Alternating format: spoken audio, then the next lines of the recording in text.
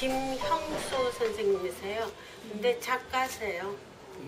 작가시고 민족문학작가협의회 회원이셨는데 저에게 가장 크게 남아있는 작품은 문익환 목사님의 평전을 몇 년에 걸쳐서 문익환 목사님 평소에 다녔던 일본, 연변, 평양까지 다 답사하시고 사람 만나고 그래서 평전을 쓰신 분입니다. 저도 여기 와서 뵙는 너무 감사합니다. 그리고 민족문학작가협의회 회원이시기 때문에 더 문학적으로 이 모든 거를 설명을 잘 해주신 것 같습니다.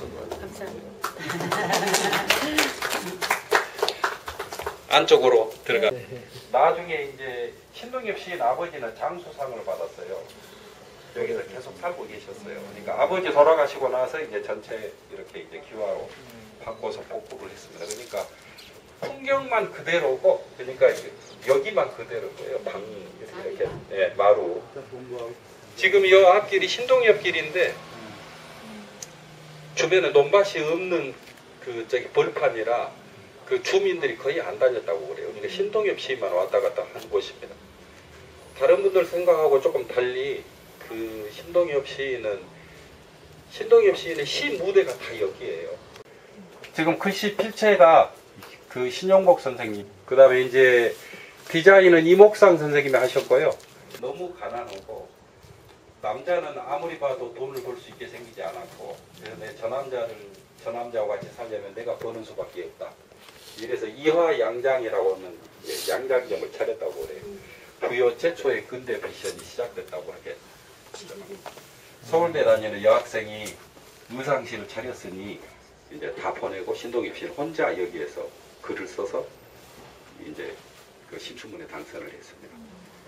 그래서 이제 사모님이 부여 군청에다가 여기는 이제 오랫동안 그 김종필 선생 지역이기 때문에 좌파 색깔이 있는 분들 되게 싫어해요. 신동엽 씨는 그걸로 공격을 많이 받았습니다. 여기에서. 그 이제 사모님이 이 생각하고 자료를 가지고 군에다가 제안을 했어요. 승효상이라고는 건축가 찾아서 작품으로 문학관을 지어라. 그 다음에 저 공무원들이 관리하지 말고 후배 문인들이 관리하게 해라. 그러니까 이제 상당히 난데없는 제안을 받은 거죠. 도대체 뭘 가지고 있길래 그렇게 제안을 하나. 그래서 한 5년간 토론을 해서 부여군에서 받아들였습니다. 이제 부여군 재산이에요. 전체 다. 이제 그 자료들을 보면은 이제 저 토론 끝에 왜 받아들일 수밖에 없는지 제가 생각할 때 거의 그 국내외를 막론하고 기념관의 모델이 될 수 있지 않을까 그렇게 생각을 합니다. 자료가 아주 충실하게 잘 갖춰져 있습니다. 그래서 생겨난 문학관이에 울타리랑 나중에 다시 만들었고, 예전에는 여기가 그 웅덩이가 파여 있었다고 그래요. 그 빗물이 사철 빠져나가지 않으니까 여기에서 연꽃이 피어났습니다. 신경림 선생 시를 저기 걸어놨는데 그 시에 보면은 신동엽 시인의 엣집 앞 웅덩이에 핀 연꽃 얘기가 나와요. 이것들을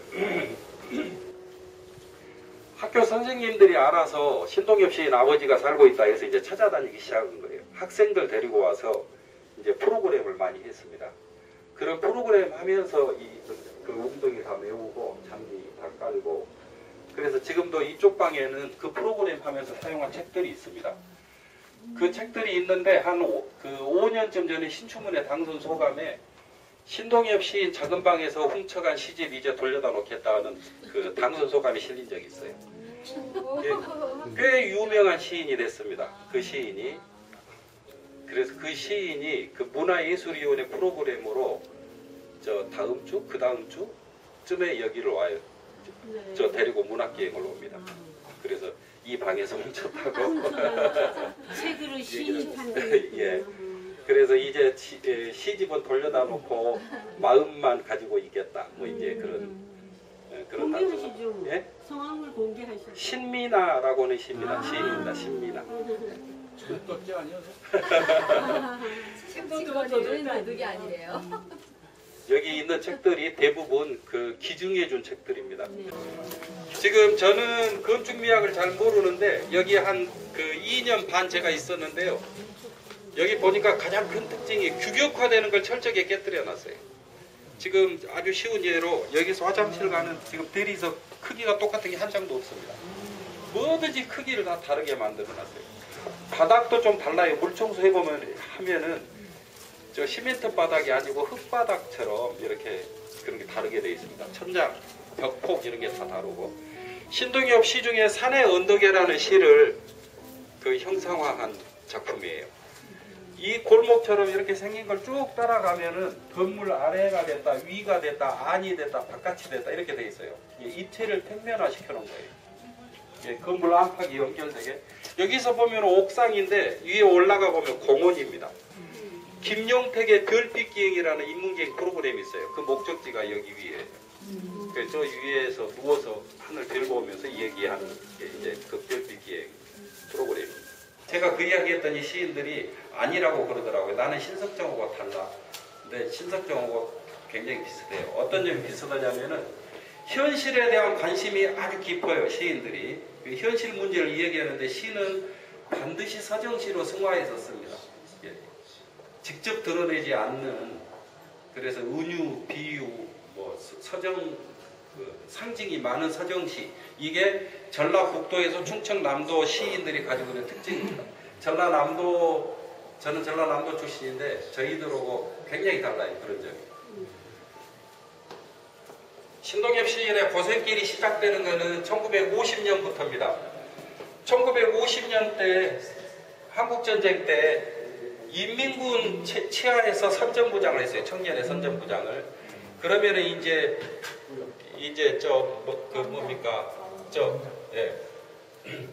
완장을 찼으니까 물러나고 난 뒤에 보복돼야죠. 이렇게 이제 친구, 그러니까 문학 동인 같이 만들어서 활동했던 친구 중에 한 명이 정복과 형사가 있습니다. 굉장히 아껴요, 그분이. 그래서 그분은 군대로 보내려고 하고 신동엽은 청년회에 있고 이제 그분이 군대로 보냈어요.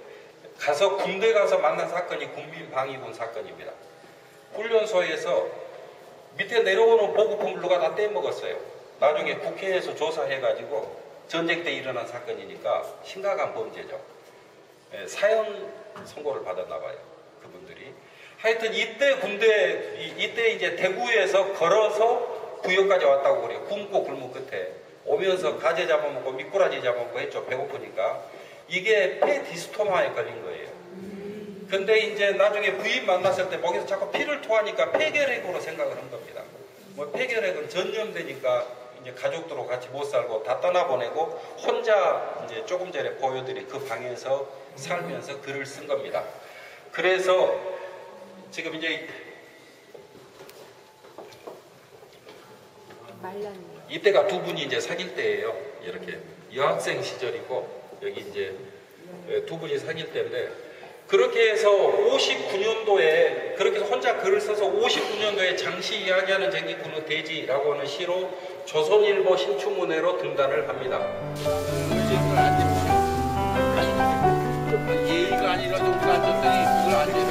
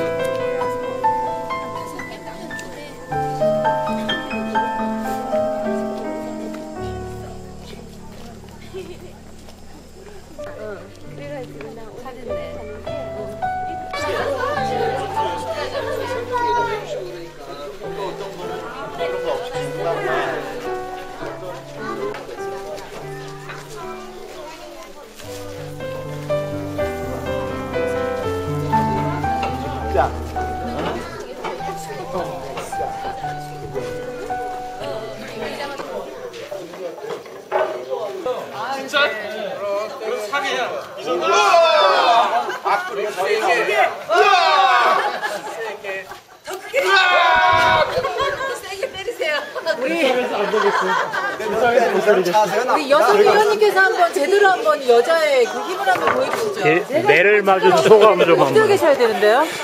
용서해 주십시오.